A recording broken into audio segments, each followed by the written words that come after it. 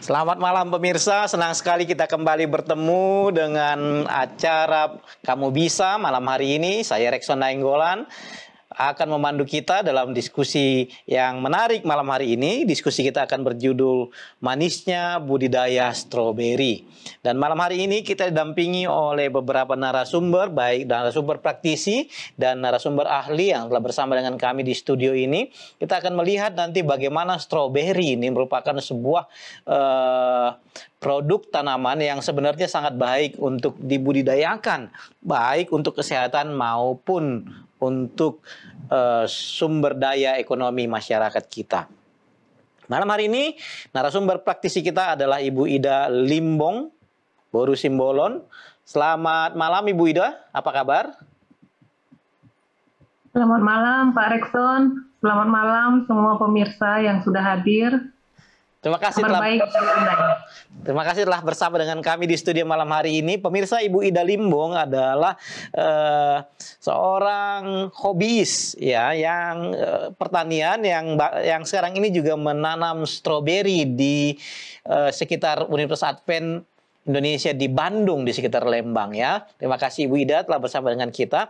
Dan ada 3 orang narasumber ahli yang mendampingi kita dalam diskusi malam hari ini. Di antaranya Profesor Insinyur Daniel Saputra, PhD. Selamat malam Pak Prof, apa kabar? Selamat malam, salam sejahtera semuanya.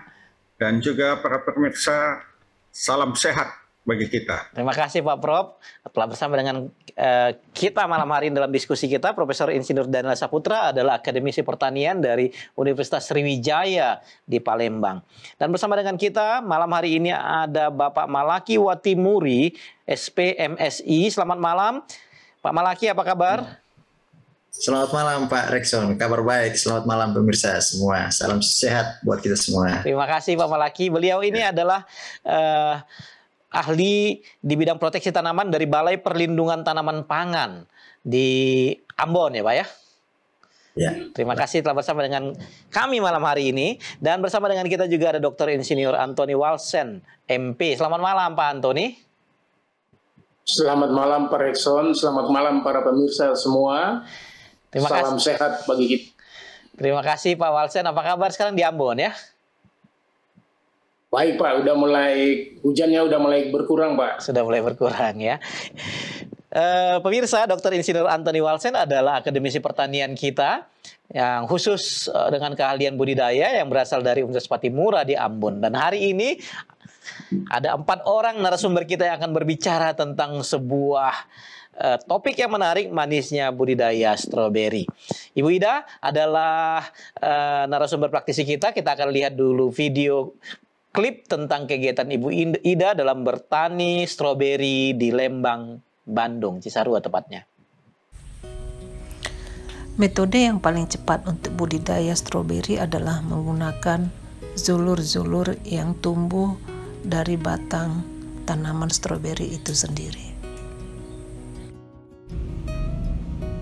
Zulur-zulur ini kalau tidak kita potong akan bertunas terus. Dari satu batang tanaman stroberi itu bisa bertumbuh sampai 4 bahkan 6 tanaman baru stroberi. Jadi yang paling cepat untuk memperbanyak tanaman stroberi adalah menggunakan zulur-zulurnya sendiri. Zulur-zulur yang cocok untuk digunakan dalam memperbanyak tanaman stroberi tentunya adalah zulur yang bertumbuh dengan sehat dan juga sudah memiliki akar. Zulur-zulur yang sudah kita potong, kita rendam bagian akarnya di dalam air selama 2-3 hari. Hal ini untuk mempercepat pertumbuhan akar. Bibit stroberi siap untuk kita tanam di lahan atau di media yang kita sediakan. Jangan lupa untuk menempatkannya di tempat yang teduh untuk beberapa minggu pertama, dan jangan lupa disiram dengan cukup air. Umumnya dalam waktu 3 bulan kita sudah dapat memanen tanaman buah stroberi.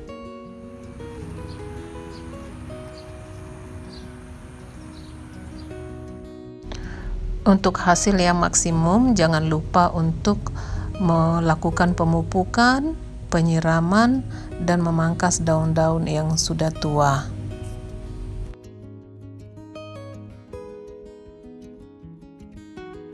Bagi yang tidak memiliki lahan yang cukup luas untuk menanam stroberi, kita dapat melakukan metode berkebun vertikal.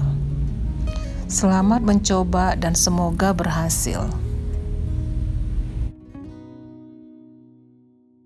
Stroberi adalah salah satu jenis buah yang sangat penting untuk kita budidayakan. Selain warnanya yang sangat menarik, rasanya yang segar, dan tentunya kandungan nutrisi yang sangat penting untuk kesehatan tubuh kita. Buah stroberi dapat dimakan langsung dengan rasanya yang segar, asam, dan manis. Dan stroberi bisa digunakan sebagai bahan dasar untuk membuat jus stroberi, selai stroberi, smoothie stroberi, dan yang lainnya.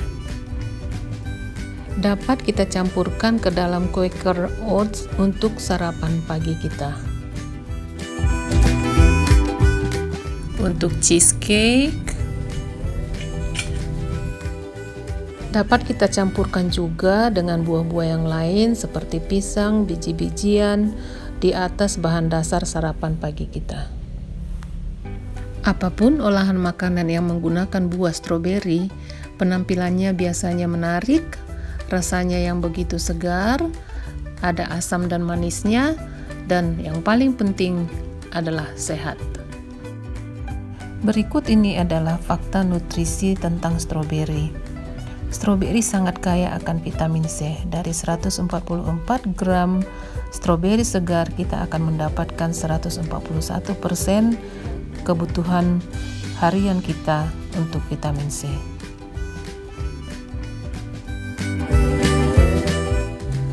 Dengan kandungan vitamin C-nya yang cukup tinggi, stroberi dapat menolong untuk mengatur tekanan darah kita, meningkatkan sistem imun, mempromosikan mata yang sehat, menurunkan kolesterol, juga disebutkan dapat berfungsi sebagai anti-inflamatori, antibakteri, anti-kanker, dan juga untuk memperlambat penuaan. Selamat membudidayakan tanaman stroberi yang pasti sangat menyenangkan dan tentunya menyehatkan. Pemirsa, saya melihat tadi betapa indahnya warna merah ranum dari buah stroberi dengan latar belakang hijau tanamannya. Wah, menarik sekali. Saya ingin ke Ibu Ida nih. Ibu Ida, stroberi tadi 3 bulan ya Bu Ida ya baru panen ya? Masih mute Bu Ida? Betul Pak, 3 bulan. Oke, Bu Ida, ini Ibu tanamnya ini di sekitar rumah atau ada buat jadi usaha? Ini hobi atau jadi usaha Bu Ida? Ini hanya sekedar hobi Pak, masih hobi, konsumsi keluarga. Oke. Di halaman belakang. Nah, kenapa Bu Ida tertarik untuk tanam stroberi? Karena saya pencinta stroberi ya Pak. Saya senang sekali makan stroberi ya, dan keluarga juga senang sekali makan stroberi.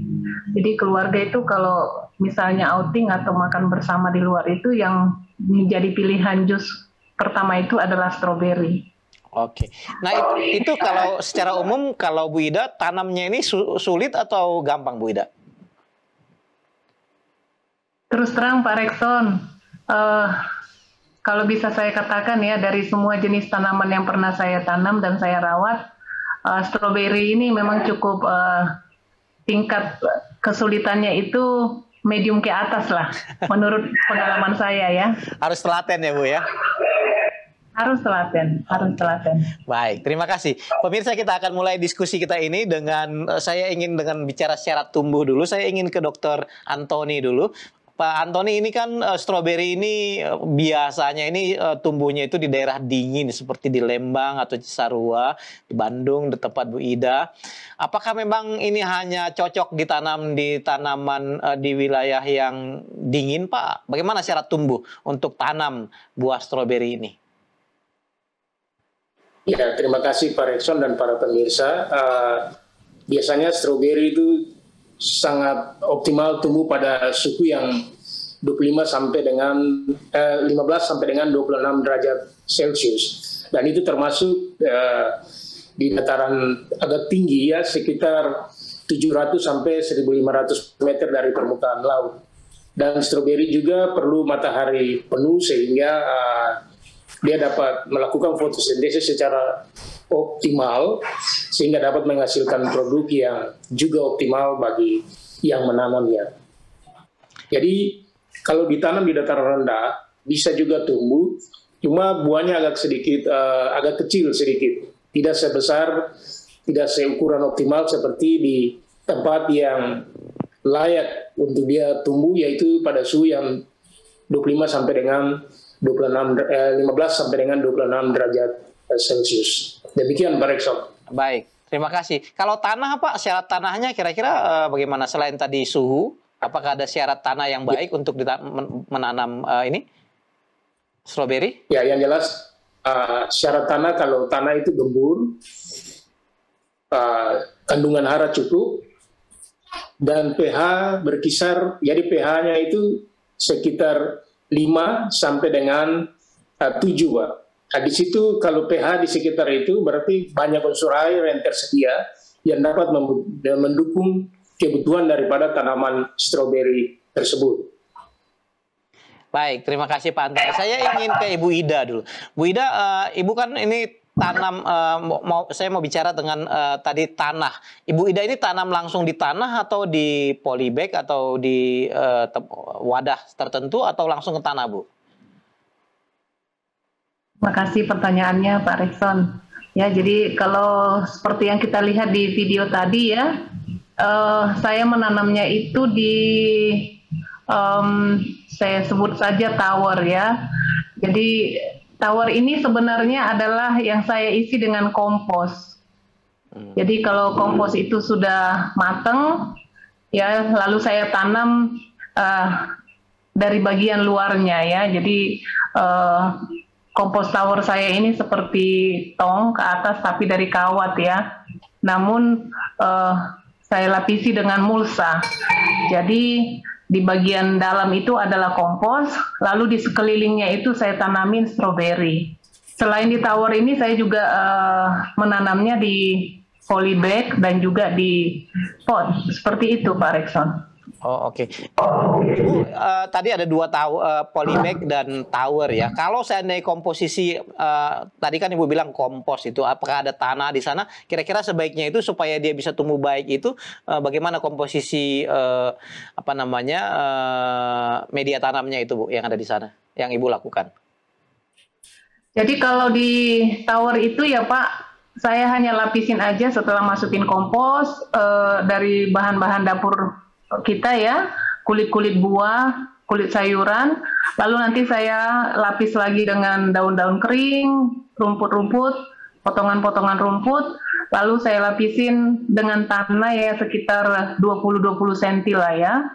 Nah kalau yang di polybag biasanya saya gunakan 3 bahan yang selalu saya gunakan itu tanah biasa, lalu sekam bakar, dan juga kompos dari kotoran kambing ya Pak yang sudah kering ya. Jadi 3 komposisi ini perbandingannya 1:1 ya, kita aduk, lalu itu kita masukkan ke dalam polybag atau pot sebagai media tanam dari stroberi tersebut. Seperti itu Pak Rekson. Oke, terima kasih Bu Ida. Lalu bagaimana dengan bibit Bu, pembibitan? Apakah Ibu Ida? Ya, Silakan Pak, pertanyaannya. Apakah Ibu menggunakan bibit dari biji atau ada cara lain? Jadi sebenarnya metode pembibitan itu ada dua ya, bisa dari biji. Biji ini bisa kita beli online yang sudah kering ya, itu biasanya ada yang jual ya. Tapi bisa juga dari buah stroberi itu langsung. Jadi kalau misalnya kita ke pasar atau ke supermarket, kalau ada kita lihat stroberi yang segar ya dan buahnya bagus gitu ya, premium lah ya, itu boleh kita keringkan sendiri. Caranya itu buah itu kita remas-remas aja ya, kita remas-remas sampai biji-biji di sekelilingnya itu rontok ya. Setelah itu kita saring dan kita keringkan. Itu salah satu yang kita lakukan. Namun pembibitan dari biji itu sangat lama ya. Hanya untuk bibitnya aja bisa sampai 3 bulan baru bisa kita tanam ya. Kita pindahkan ke media tanam. Ya, jadi yang paling cepat itu adalah dari sulurnya itu Pak ya. Jadi pengalaman saya dengan menggunakan kompos tower itu sangat-sangat subur ya, sangat subur untuk menghasilkan bibit. Jadi saya biarkan 1 tower itu khusus untuk bibit ya. Jadi saya nggak pangkas dia. Jadi seperti yang kita lihat tadi sangat subur. Bibitnya itu bisa sampai ratusan. Jadi itu yang caranya yang saya buat untuk memperbanyak tanaman stroberi saya, Pak. Terima kasih. Baik, terima kasih Bu Ida. Saya ingin ke Dr. Antoni. Dr. Antoni, ini dari 2 jenis metode yang menggunakan dengan pembibitan lewat sulur dan dengan biji tadi, Pak Dr. Antoni, apakah ada penelitian yang menunjukkan bagaimana hasil dari kedua jenis pembibitan ini, Pak Antoni? Iya Pak, terima kasih Pak Rekson dan para pemirsa. 2 cara perbanyakan, yaitu perbanyakan vegetatif yang dilakukan oleh Ibu Ida tadi, menggunakan itu istilah pertaniannya stolon Pak.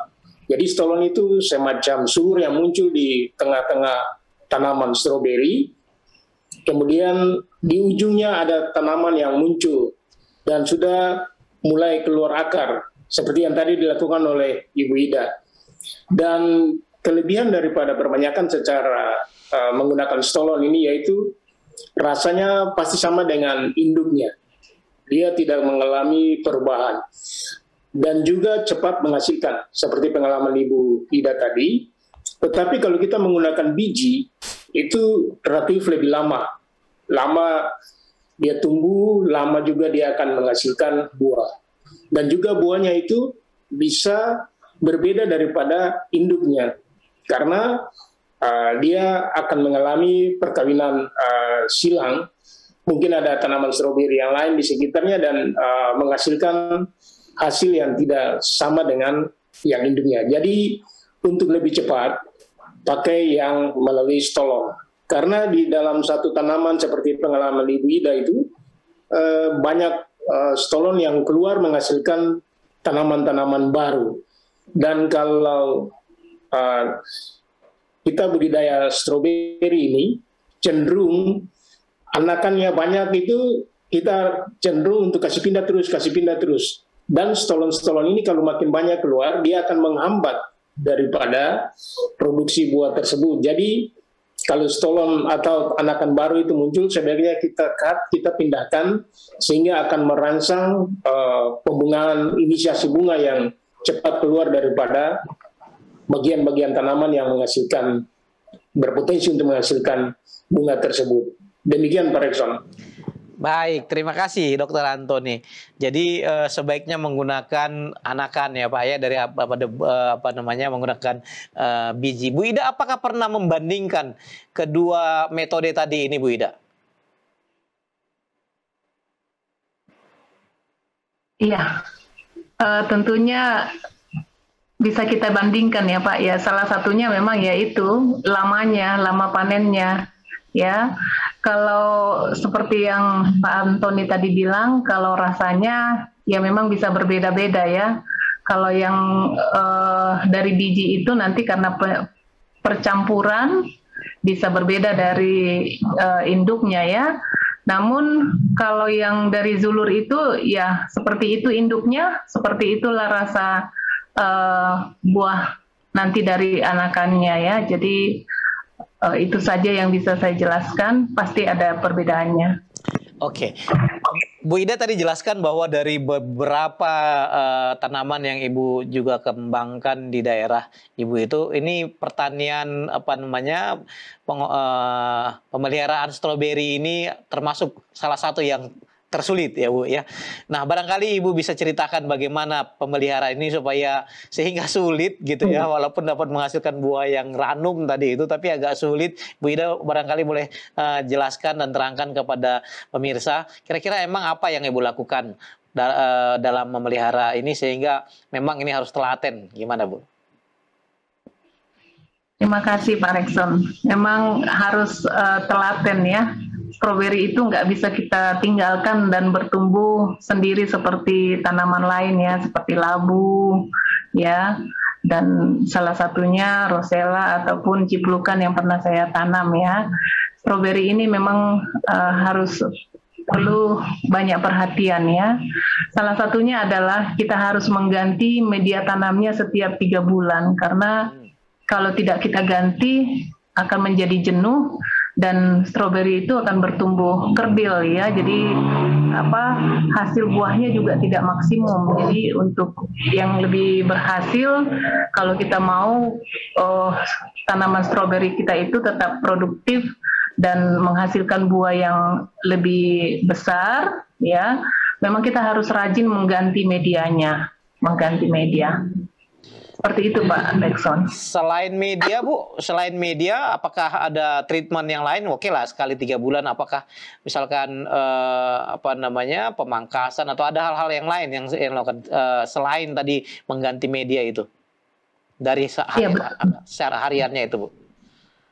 Iya Pak, jadi perawatannya itu kita harus memangkas itu daun-daun yang sudah tua ya.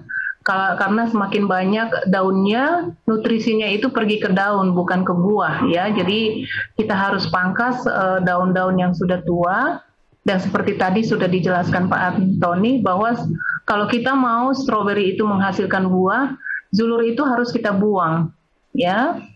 Tapi kalau kita memang membutuhkan zulur itu untuk bibit, ya itu dia kita salurkan boleh ke pot yang lain, atau seperti yang saya buat tadi, saya gunting, saya rendam dulu dengan air supaya akarnya lebih panjang ya sebelum kita pindahkan ke media tanam. Lalu yang berikutnya adalah kadang-kadang satu pohon stroberi itu saat dia berbunga bisa banyak sekali bunganya Pak. Ya bisa sampai 10 bahkan lebih ya. Nah kalau kita mau buahnya itu besar ya, kita harus buang sebagian bunganya ya. Jadi kita harus rela mengorbankannya ya. Jadi dari satu batang itu kalau ada sampai 10 bunganya, 5 itu kita buang aja. Jadi hasilnya akan lebih maksimum. Seperti itu Pak. Baik, saya ingin ke Pak Antoni. Pak Antoni, selain yang sudah dijelaskan oleh Ibu Ida tadi, apakah ada treatment khusus lain yang diperlukan untuk membuat tanaman stroberi ini bertumbuh baik dan buahnya itu besar, Pak? Ya, terima kasih Pak Rekson dan para pemirsa. Yang tadi Ibu Ida jelaskan itu istilahnya kalau dalam bidang pertanian itu thinning Pak. Jadi kita mengurangi jumlah buah untuk mempertinggi kualitas buah. Jadi kalau buahnya banyak, pasti buahnya akan kecil-kecil kalau suplai nutrisinya kurang, Pak. Namun kalau bunganya dikurangi untuk jadi pembentukan buah, berarti nutrisi yang cukup itu dapat mendukung untuk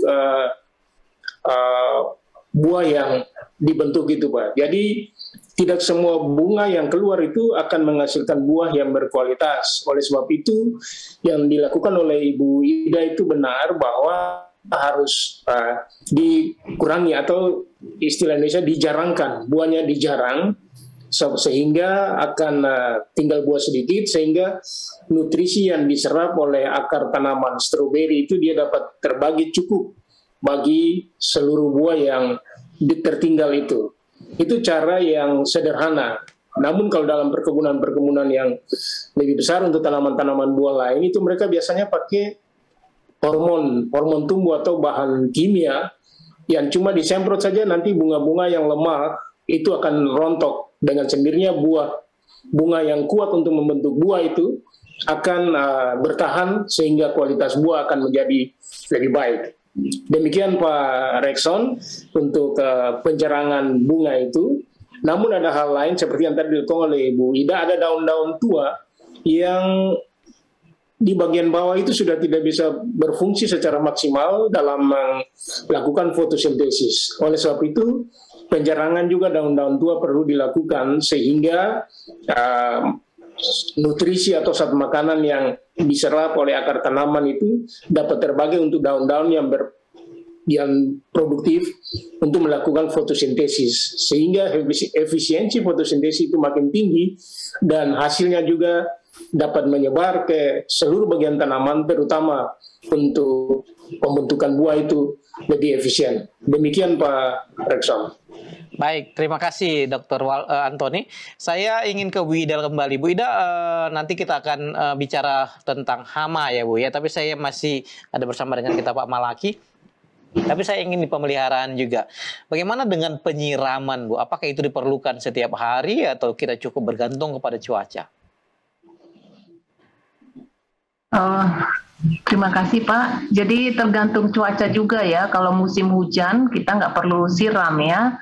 Jadi karena kita menggunakan media yang poros ya, seperti sekam bakar tadi itu, kita tinggal cukup celupkan jari ke dalam ya. Kalau tangan kita itu masih lengket dengan bahan-bahan itu artinya masih lembab ya. Tapi kalau tidak artinya itu sudah kering, jadi kita harus siram. Dalam dalam situasi kering ya sebaiknya kita siram 2 kali sehari Pak. 2 kali sehari ya.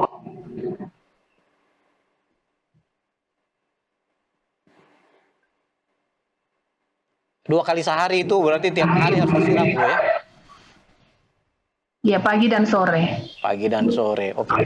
Bagaimana dengan pemupukan Bu Ida? Apakah ada Ibu memang masih nanti kita akan bicara dengan Pak Antoni ya untuk skala yang lebih besar. Tapi kalau pemupukan, apakah ada pola tertentu dalam pemupukan yang Ibu lakukan Bu Ida?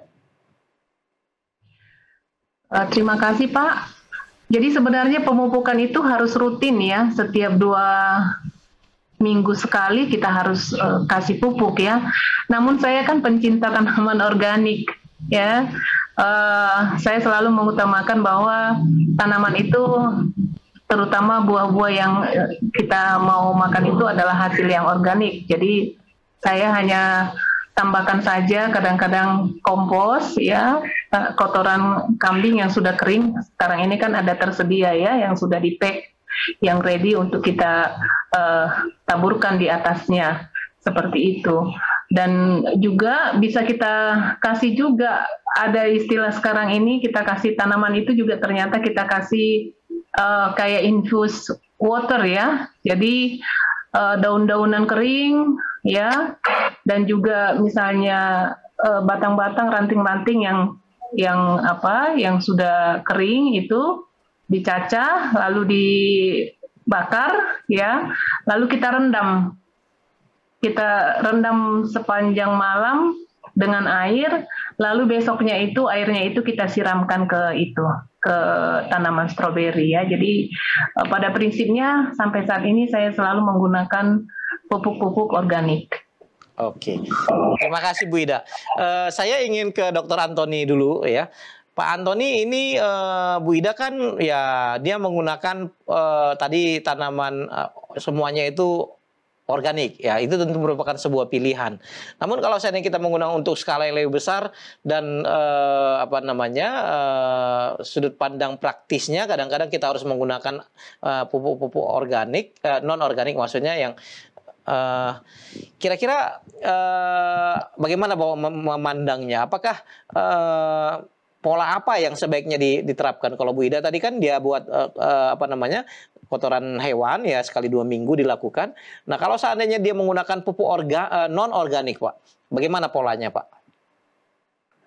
Iya Pak, terima kasih Pak. Jadi untuk skala rumah tangga atau skala hobi seperti yang dilakukan oleh Ibu Ida, saya pikir itu cukup bagus Pak. Sehingga hasil yang diperoleh itu betul-betul organik. Namun kalau untuk skala yang besar, memang ada dijual juga dalam kemasan ada pupuk-pupuk organik. Saya ambil contoh misalnya Supremes. Itu bisa digunakan karena dari bahan-bahan fermentasi, bahan-bahan yang ada untuk difermentasikan menghasilkan pupuk. Namun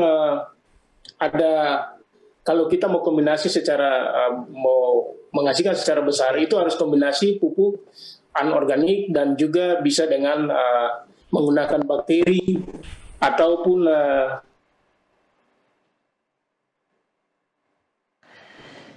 Oke, kelihatannya kita terputus sejenak. Kita akan kembali lagi ke Pak Antoni nanti.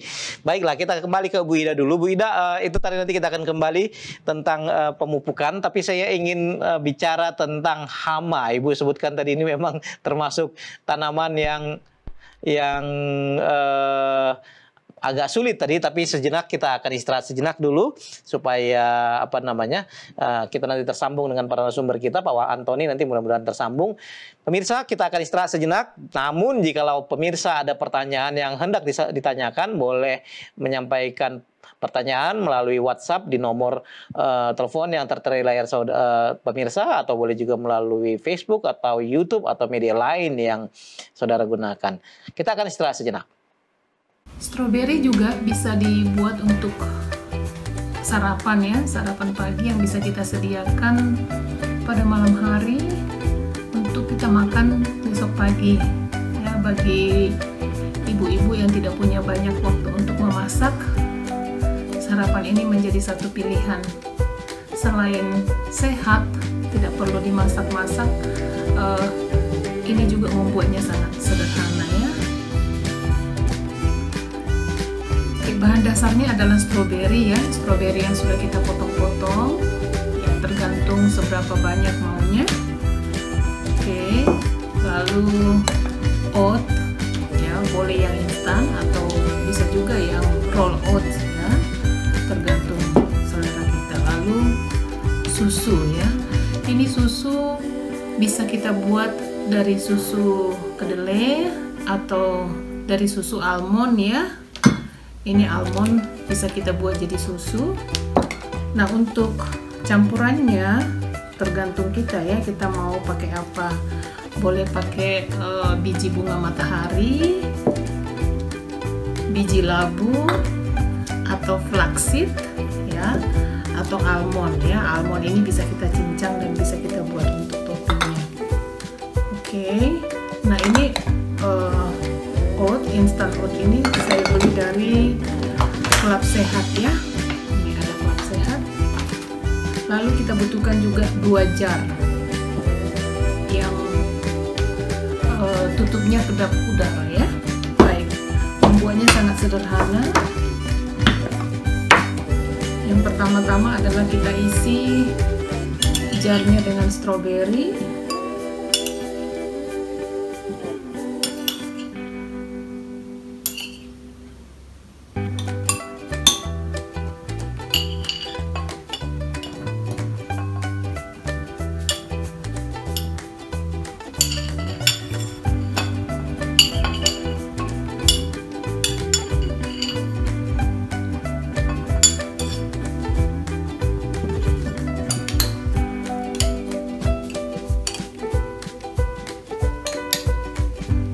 Seperti ini.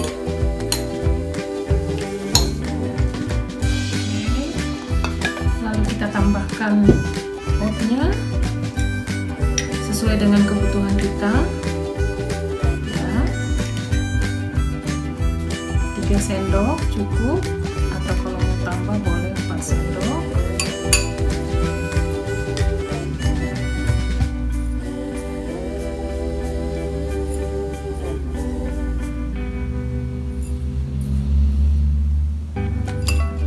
Seperti ini.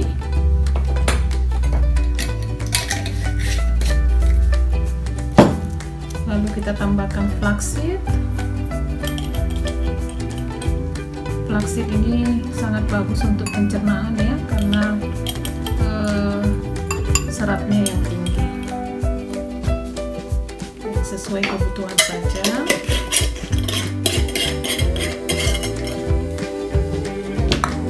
Boleh ditambahkan dengan biji labu atau biji bunga matahari ya, tapi saya tambahkan besok pagi aja supaya lebih crunchy ya. Lalu kita siram pakai susu. Ini kita tambahkan susu.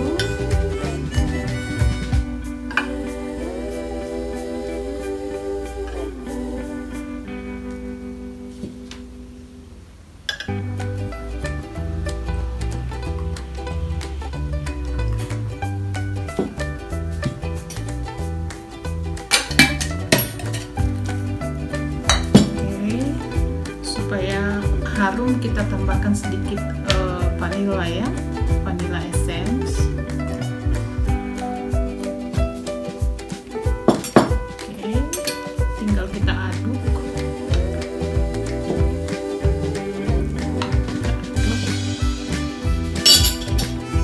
Lalu kita tutup.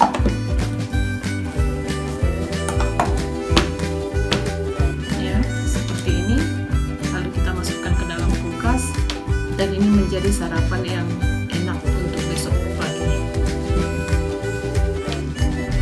Atau bahan tadi bisa juga dijadikan jadi smoothie, hanya tinggal dimasukkan ke dalam blender dan kita haluskan. Akan menjadi smoothie yang enak dan segar. Pemirsa, kita telah rehat sejenak tadi sambil memperhatikan smoothie ya yang dipersiapkan oleh Ibu Ida dengan bahan stroberi. Sangat menarik Bu Ida. Saya kembali ke Bu Ida tadi. Bu Ida, ini kan tadi Ibu menyebutkan bahwa bercocok tanam stroberi ini memang harus telaten dan agak rumit ya. Apakah ada penyakit-penyakit yang sering Ibu temukan ketika bercocok tanam atau melakukan budidaya stroberi ini, Bu Ida?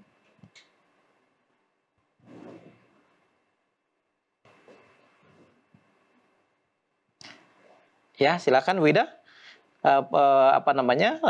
Apakah ketika bercocok tanam stroberi ini, Ibu menemukan beberapa penyakit yang sering terjadi, Bu Ida? Terima kasih pertanyaannya Pak Rekson. Sejauh yang saya alami selama ini ya, yang paling sering saya temuin itu hanyalah busuk buah gitu ya. Jadi kadang-kadang kita lihat hari ini masih bagus, kok besok atau 2 hari berikutnya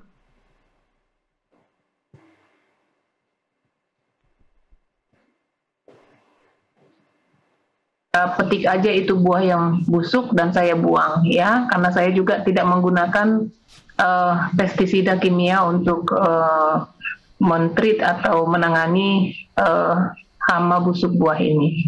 Itu yang bisa saya jelaskan Pak Rekson. Terima kasih.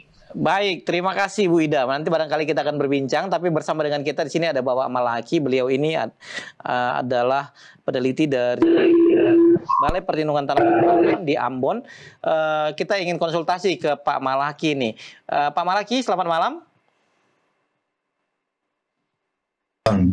Selamat malam Pak Rekson. Ya, Bu Ida katanya ketika bercocok tanam stroberi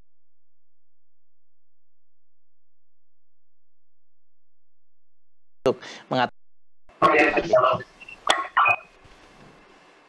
gangguan sinyal.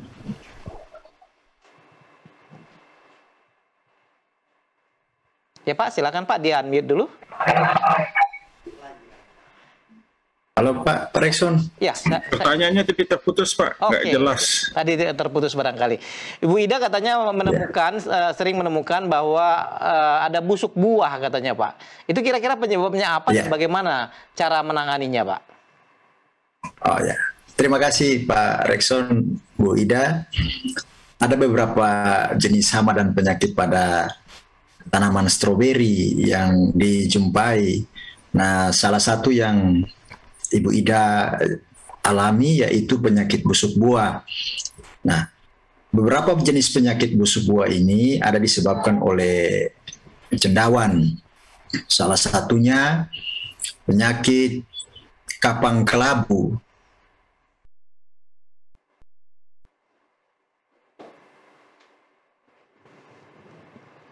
Tumbuhnya spora berwarna gelap.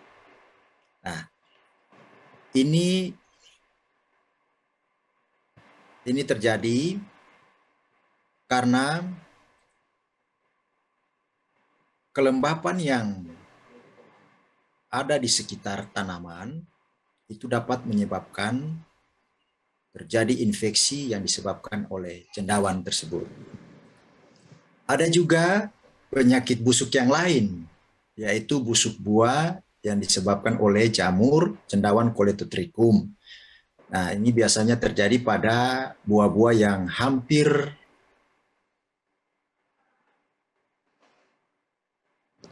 pemirsa, kelihatannya sambungan kita mengalami gangguan dengan Pak Malaki. Rhizopus.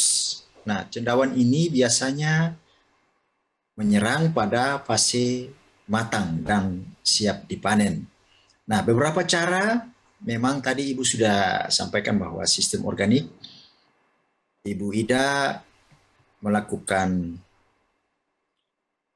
pemusnahan dengan cara memetik buah yang sudah terkena penyakit dan memusnahkannya. Tepat sekali, ini merupakan cara secara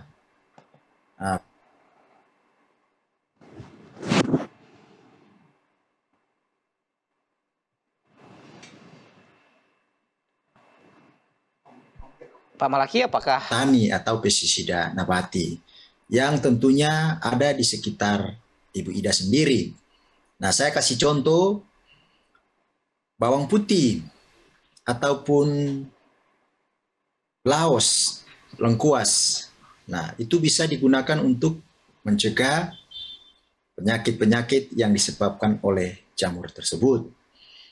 Pemangkasan yang dilakukan oleh Ibu Ida juga sangat bermanfaat untuk mencegah terjadinya kelembapan di sekitar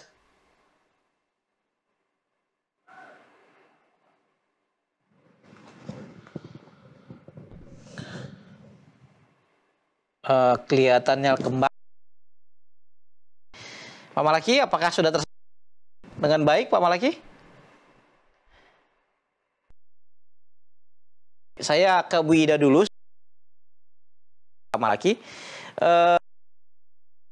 Tadi Pak Malaki tadi ya, dan kelembapan itu yang mungkin saya bisa dapat tadi. Itu mungkin menarik, Bu Ida. Apakah memang ketika tanaman yang Ibu tanam itu agak lembab, Bu?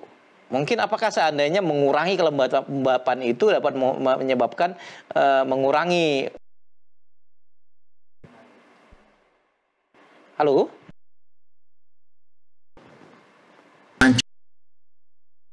yang terserang dan sampaikan jenis-jenis pestisida nabati yang dapat digunakan oleh Ibu Ida. Begitu Pak Rikson. Terima kasih Pak Rikson. Pak Malaki, kelihatannya kita ada sedikit masalah sambungan di sini di studio. Ibu Ida, apakah bisa dengar suara betul, Pak. Saya, Ibu Ida? Terputus-putus, Pak. Terputus ya. Kelihatannya kita ada masalah sambungan dengan studio pada saat ini. Bu Ida, bisa dengar suara saya, Bu Ida?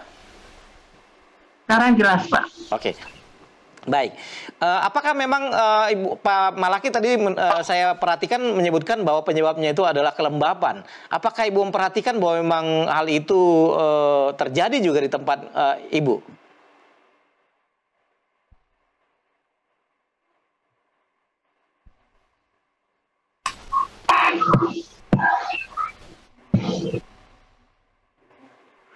Bu Ida, apakah memang masalah kelembapan ini juga Ibu alami sebelumnya sehingga menyebabkan busuk buah? Itu betul sekali, Pak. Jadi kalau pada musim hujan, ya banyak stroberinya yang busuk ya. Jadi memang kalau bisa jangan terlalu lembab ya. Makanya banyak petani stroberi itu sebenarnya membuat greenhouse. Jadi kelembapan itu bisa dikontrol gitu ya, terutama kalau musim hujan itu, sehingga stroberi itu tidak terlalu lembab. Namun sebenarnya tergantung dari media tanam kita juga.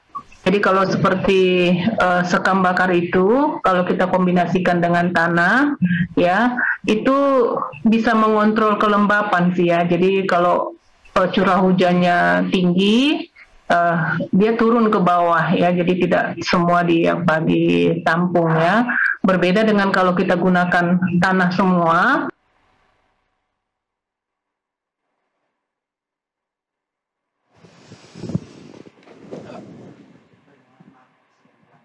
Pemirsa, kelihatannya kita mengalami gangguan lagi. Mohon maaf atas gangguan yang terjadi di studio kami pada saat ini.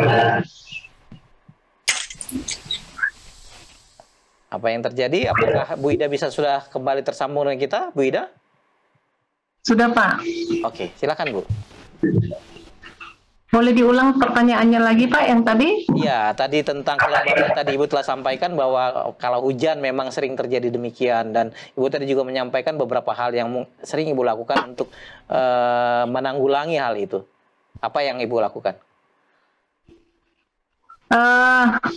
Jadi karena saya ini adalah hobi ya sebenarnya ya. Jadi kalau musim penghujan saya nggak bisa hindarin. Ya, dan saya juga tidak punya greenhouse ya, jadi lebih sering inilah kita ganti medianya saja ya. Jadi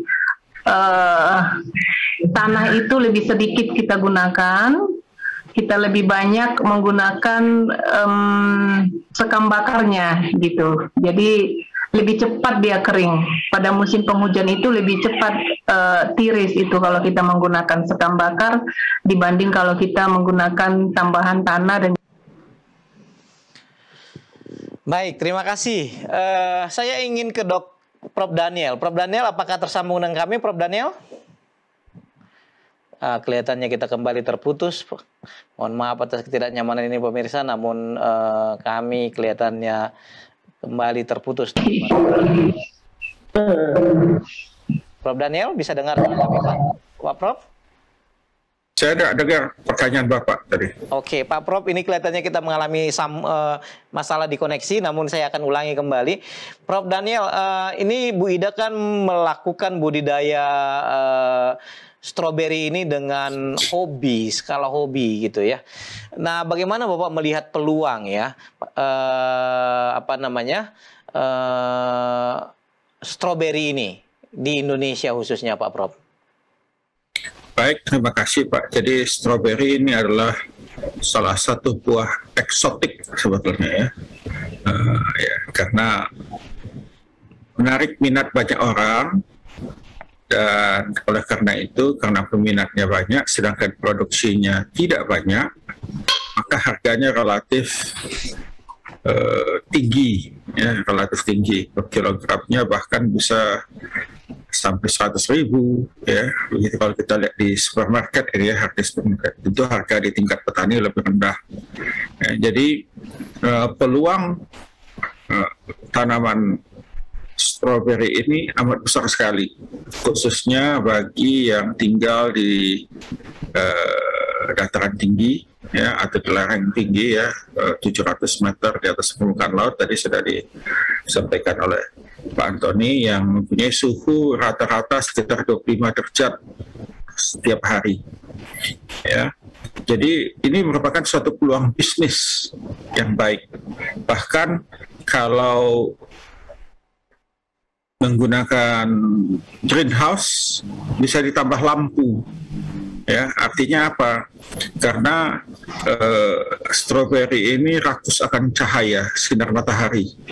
Ya, jadi kalau kita bandingkan buah stroberi impor dengan yang ditanam di Indonesia ini kan rata-rata 12 jam satu hari sinar mataharinya. Sementara di negara 4 musim, pada musim panas, itu antara 14 sampai 16 jam satu hari ya. Jadi mereka punya radiasi matahari sekitar 25% lebih banyak, sehingga buah yang dihasilkan akan lebih besar ya.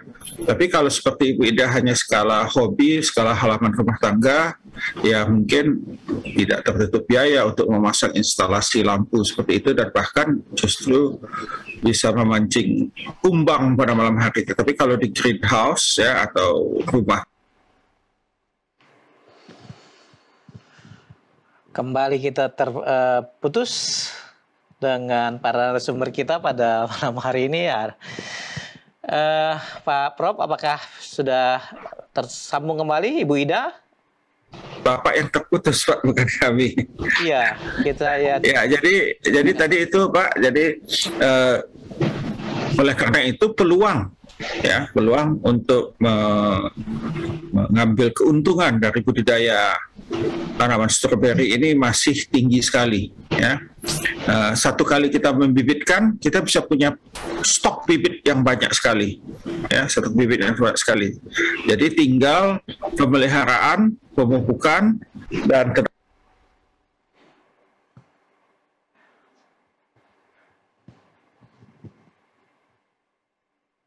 tidak begitu besar, tetapi harga jualnya relatif tinggi, sehingga peluang keuntungan itu akan relatif lebih baik ya, relatif lebih baik khususnya pada saat sekarang ini. Dan karena tidak semua tempat bisa menanam stroberi dengan hasil yang baik, maka suplainya juga akan terkendali ya, sehingga pasar tidak akan dibanjiri oleh buah stroberi. Demikian Pak Rekson. Baik Pak Prof, ini sebenarnya kan Bapak tadi sebutkan bahwa ini adalah buah yang eksotik dan juga sebenarnya tapi ini sangat dibutuhkan untuk industri dengan warna dan rasa tadi yang khas. Ini sangat banyak diperlukan di industri, Prof Daniel. Dan nggak kedengaran Pak tadi, putus. Iya Pak, ini koneksi kita memang benar-benar terganggu pada malam hari ini. Prof Daniel, ini kan selama ini kita masih tergantung dengan impor ya Pak ya. Ini kita impor dari mana banyaknya Pak? Kenapa Pak? Impor apa? Stroberi yang di Indonesia ini kan belum terlalu banyak dikembangkan Pak. Sehingga impor kita cenderung masih impor ya. Itu kita banyak impor dari daerah mana itu Pak? Oh, terima kasih Pak. Jadi kebanyakan diimpor dari daerah-daerah dengan 4 musim Pak. Yang paling dekat tentu Australia. Ya, yang paling banyak dekat itu Australia, sehingga banyak impor kita dari sana. Mungkin juga ada dari Cina, ya, dari Cina, ya, yang lahan pertaniannya cukup luas dan berada di daerah 4 musim. Ya, jadi itu yang paling banyak untuk saat ini yang masuk ke Indonesia. Baik, Bu Ida, apakah tersambung dengan kami? Bu Ida, itu harga di Bandung sekarang berapa, Bu? 1 per kilonya itu, Bu Ida? Kalau yang premium ya Pak, kalau yang premium itu bisa sampai 100 bahkan 100.000 lebih 100.000 per kilogram. Iya. Oke. Dan itu untuk menghasilkan 1 kilogram itu Ibu butuh berapa pot itu, Bu? Tergantung Pak, tergantung. Kalau 1 pot itu menghasilkan bisa ya rata-rata lah ya saya sebutkan ya, seperti untuk produksi rumah tangga ini karena kita nggak menggunakan hormon dan lain sebagainya ya, mungkin kalau panen itu bisa 1 pohon gitu ya, mungkin sekitar 40 pohon itu bisa menghasilkan 1 kilo Pak. Wah. Dan tergantung besar buahnya juga, besar buahnya ya. Kalau buahnya besar mungkin 40 kurang dari 40 pohon itu bisa menghasilkan 1 kilo. Oke. Itu 3 bulan ya Bu ya. Nah, berdasarkan gambaran tadi Prof Daniel, apakah menurut Pak Prof ini cukup masih feasible untuk dilakukan? Tadi Bu Ida mengatakan 40 pohon untuk menghasilkan 1 kilogram dengan harga 100 ribuan dan kita butuh sekitar 3 bulan. Kira-kira dengan pola seperti itu, apakah masih visible Pak untuk dilakukan? Tentu saja kalau kita ingin menanamnya secara komersial, ada beberapa hal yang perlu diperbaiki, seperti kata Pak Antoni tadi, ya, sistem pemupukan dan penjarangan, ya, dan juga perlu mengatur buah atau jenis putik, ya, pada waktu itu putik itu sudah mesti diperhatikan, dipilih buah yang berpeluang untuk menjadi buah prima, yang tidak buah prima itu dibuang, begitu ya. Nah,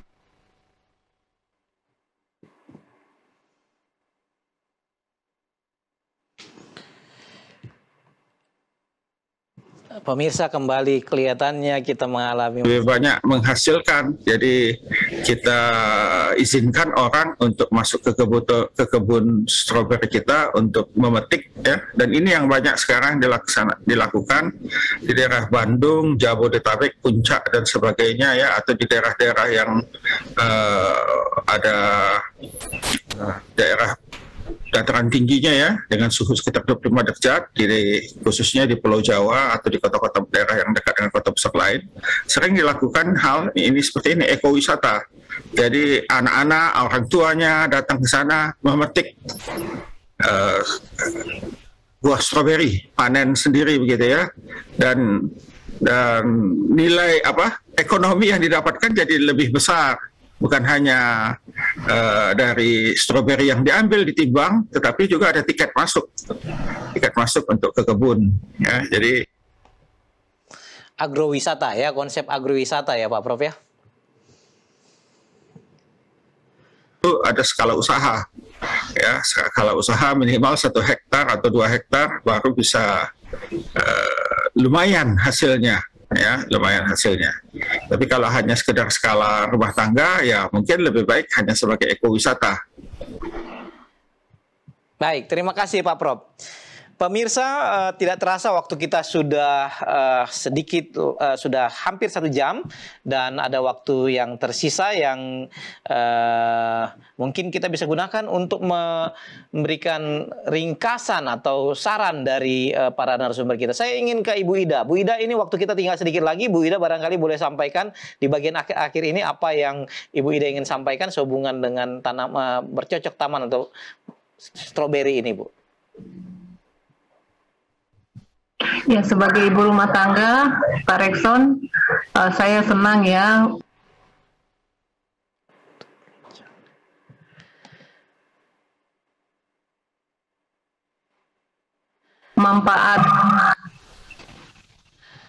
manfaatnya yang sangat banyak, ya, vitamin C-nya, dan anak-anak pada umumnya senang buah stroberi, ya, apalagi kita buat untuk jus atau smoothie. Anak-anak saya rasa tidak akan pernah menolak, ya, seperti yang dikatakan Prof. Daniel tadi, memang bisa juga untuk ekowisata, tapi untuk kalangan ibu rumah tangga, saya pikir hanya menggunakan lahan yang ada saja untuk lebih produktif dan menghasilkan bahan makanan yang bisa.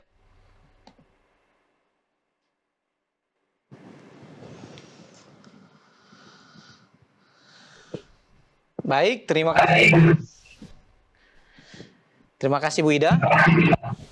Pemirsa, demikian bincang-bincang kita dengan para narasumber kita tadi tentang stroberi, ya. Kita melihat Bu Ida dari petani stroberi dari Lembang, Bandung, sekitar Cisarua, seorang ibu rumah tangga menanam stroberi untuk kebutuhan keluarga mereka. Dan ibu ini merasakan bahwa anak-anaknya menyukainya dan keluarga mereka menikmati tanaman buah segar dengan vitamin C yang tinggi.